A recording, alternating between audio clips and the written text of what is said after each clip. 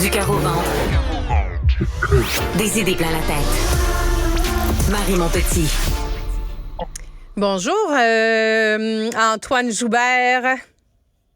Ça va bien? Oui, merci. Donc, pour une troisième année consécutive, le gouvernement a annoncé qu'on aurait que les conducteurs, les automobilistes auraient un petit break au niveau de il y aurait un congé de paiement pour leur permis de conduire, mais toute bonne nouvelle, apparemment, des fois, s'accompagne d'une moins bonne nouvelle. Ben oui, parce qu'en fait, oui, effectivement, la contribution d'assurance continue de ne pas être facturée à ceux qui renouvellent leur permis de conduire pour l'année 2024.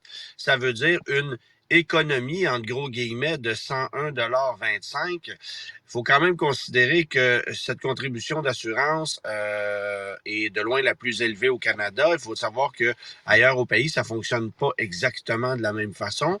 Mais évidemment que ces indemnités-là qu'on va donner à ceux qui sont victimes d'accidents de la route, par exemple, au niveau de la SAC, ben, ont été moindres ces dernières années avec la pandémie. Alors, ça explique peut-être pourquoi on a un répit de ce côté-là. Mais de l'autre côté, tout automobiliste qui vit dans le 450 actuellement verra dès 2024 son immatriculation grimper de 59 $. Et ça, c'est par véhicule. Alors, si vous êtes un foyer où vous avez 2-3 véhicules, ben c'est fois 3.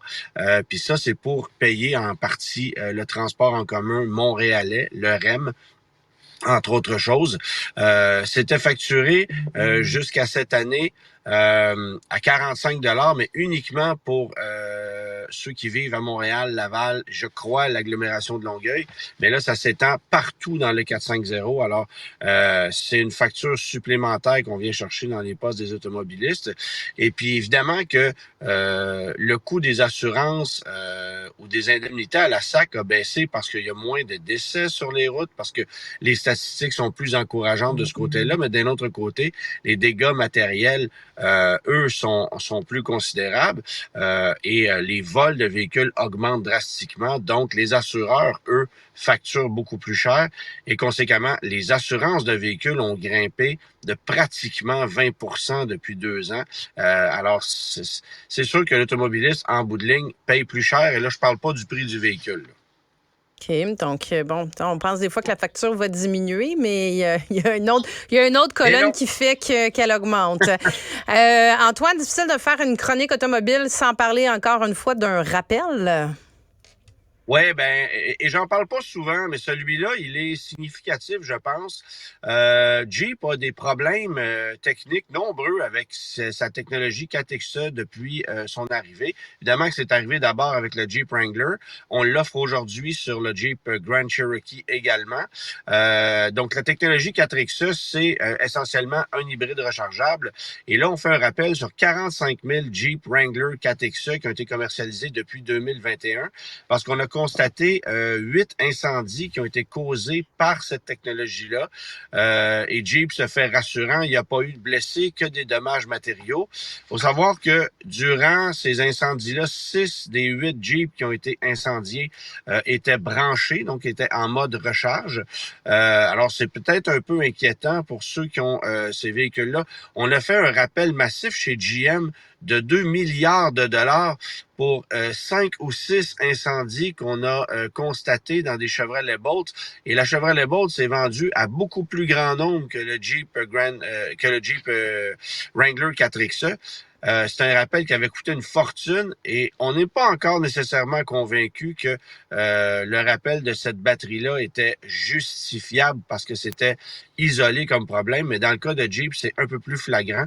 Alors, on prend pas de chance. On va effectuer un rappel. Les propriétaires qui vont être mis au courant de ce qui, de comment ça va fonctionner. Maintenant, si j'étais propriétaire d'un 4XE en ce moment, je m'arrangerais pour ne pas le brancher à l'intérieur de la maison. Juste pour pas prendre de chance. En terminant rapidement, Antoine, demain, c'est Vendredi fou. Est-ce que c'est l'occasion d'acheter à bon prix? Ah, ben, il y a beaucoup de gens qui posent cette question-là parce qu'on est inondé de publicités de Vendredi fou de toutes sortes en ce moment. Mais il faut comprendre comment un concessionnaire fonctionne. Hein. Un concessionnaire fonctionne avec des objectifs de vente mensuels et toujours en compétition face aux concessionnaires voisins. Et actuellement, on commence à en parler un peu plus. On est à un retour à la normale, c'est-à-dire qu'il y a des inventaires chez les concessionnaires, on veut liquider, on veut que ça sorte. C'était pas le cas il y a 3-4 mois seulement, mais ça a complètement changé. Alors, quel est le moment où vaut mieux acheter un véhicule? Ben, c'est en fin de mois. C'est toujours en fin de mois. Ça a toujours été ça et ça va le demeurer. C'est à ce moment-là que vous avez un meilleur pouvoir de négociation. Évidemment que je parle pas des taux de financement là, ou des taux de location. Ce sont propres aux concessionnaires ou aux constructeurs, devrais-je dire. Mais pour ce qui est de la négociation du prix, c'est là que vous avez le plus gros pouvoir. En fin de mois, le 29, le 30, juste avant qu'on ferme les livres et qu'on envoie les bilans aux constructeurs. Il faut aussi comprendre que les constructeurs vont donner des objectifs de vente mensuels et vont offrir des bonifications si ces objectifs sont dépassés. Alors, des fois, 1 ou 2 véhicules de plus dans le mois, ça fait la différence pour le concessionnaire qui peut recevoir quelques dizaines de milliers de dollars en boni du constructeur pour une seule vente, même si cette vente-là ne lui rapporte absolument rien. Alors, c'est là le vrai moment pour acheter un véhicule. Le vendredi fou, peut-être qu'il y a des concessionnaires qui vont se montrer cléments, mais ça ne changera pas grand-chose. Antoine Joubert, chroniqueur au Guide de l'auto, je te remercie beaucoup. Merci, bonne journée. Bonne journée.